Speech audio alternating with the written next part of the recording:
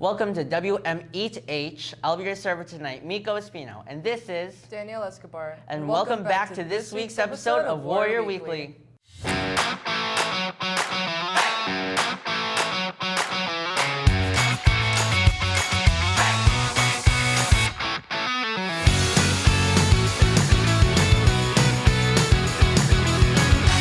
Township High School Board of Education recently honored 3 students as 207's Best in the Area of Extracurricular Activities.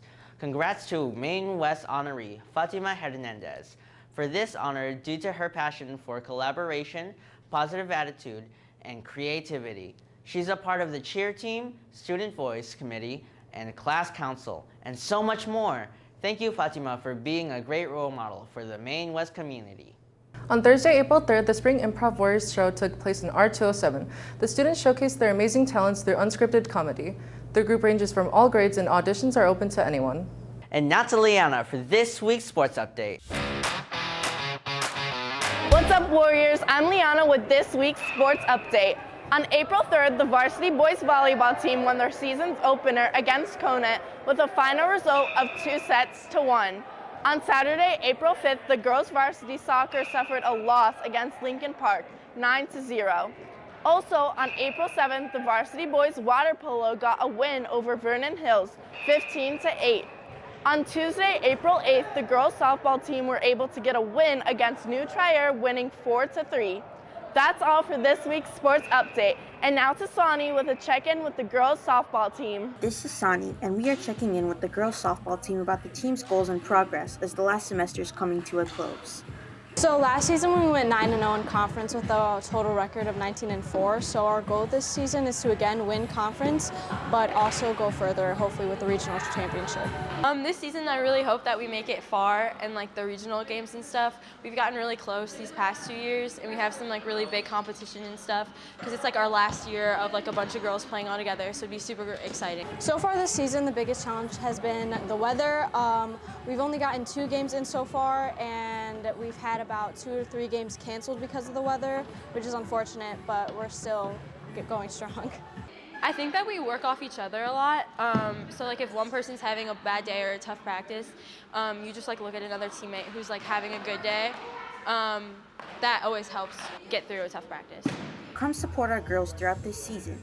This is Sonny with WMTH News.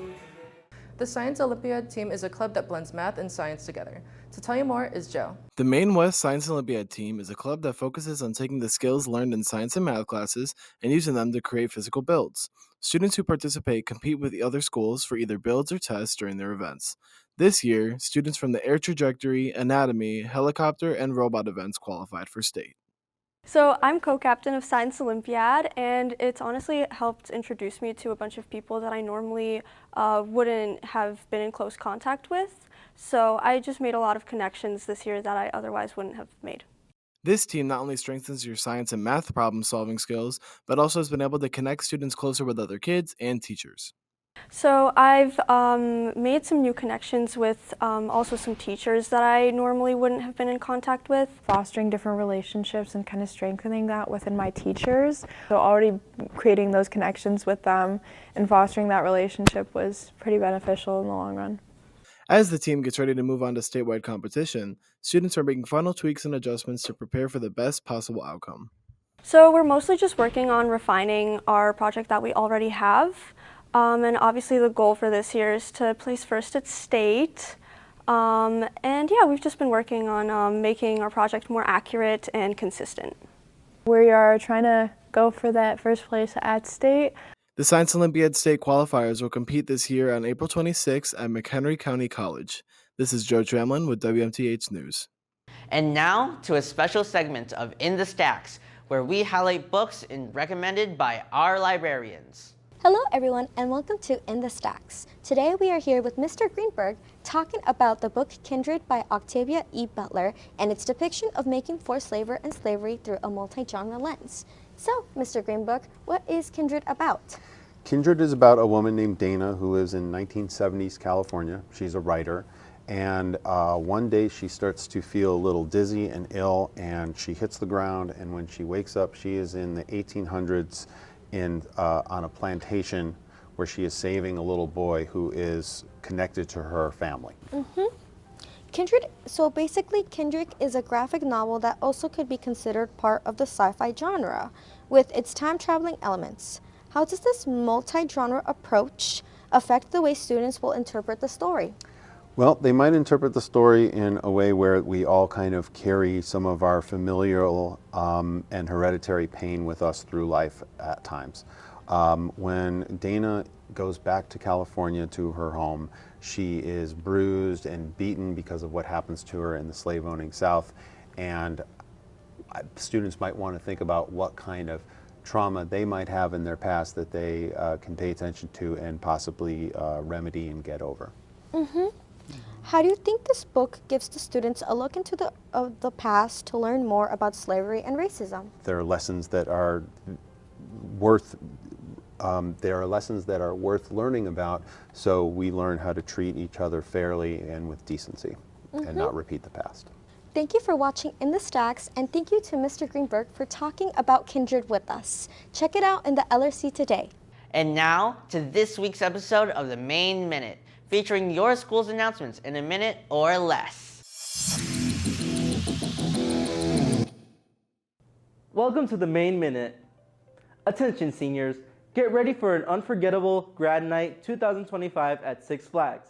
This event will take place the night of Saturday, May 10th, and your tickets include transportation, all for just $95. Tickets are available now at the bookstore. But don't wait, the hard deadline is Monday, April 21st, and there's no exceptions. Don't miss out on a night filled with thrills, laughter, and amazing memories with your senior class. Grab your ticket now and get ready for a night to remember.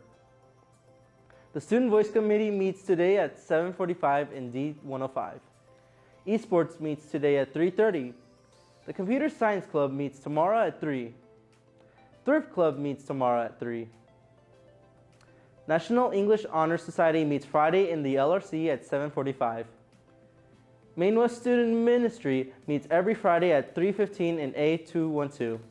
That's all for this week's episode of the Main Minute. See you next week. Warrior Weekly loves to highlight musicians in our community. To close our show, here's Freddie from Wind Ensemble. Hi, my name is Freddie, and I am in Wind Ensemble and Choir, and I will be playing Giga on my flute.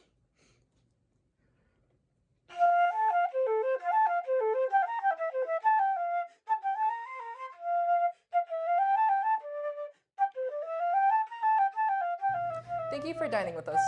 See you next week.